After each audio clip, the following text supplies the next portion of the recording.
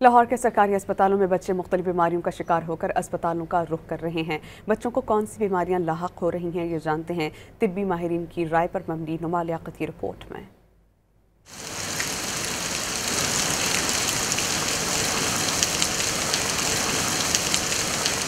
बरसात के मौसम में बीमारियां बच्चों पर हमला आवर होने लगी। तिब्बी माहिरीन बताते हैं कि बच्चों में इस वक्त हैजा, पेचिश, दस्त, असहाल और टाइफाइड की बीमारी आम हो चुकी है और सरकारी अस्पतालों में बच्चे सैकड़ों की तादाद में आ रहे हैं।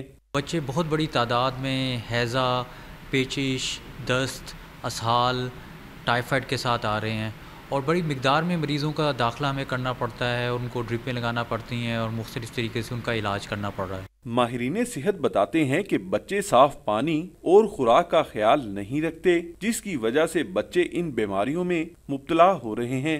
गर्मी के मौसम में बच्चे पानी बहुत पीते हैं, मशरूबात इंक्लूडिंग दूध का इस्तेमाल भी बहुत ज़्यादा करते हैं।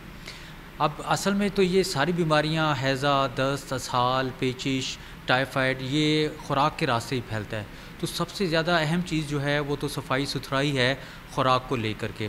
डॉक्टर्स ने जोर दिया कि बच्चों के हिफाजती टीकाजात में कोताही ना बरतें, क्योंकि बहुत सी बीमारियां इनके जरिए कंट्रोल की जा सकती हैं। कैमरामैन आरिफ रहमत के साथ नुमान लियाकत, डॉन न्यूज़, लाहौर।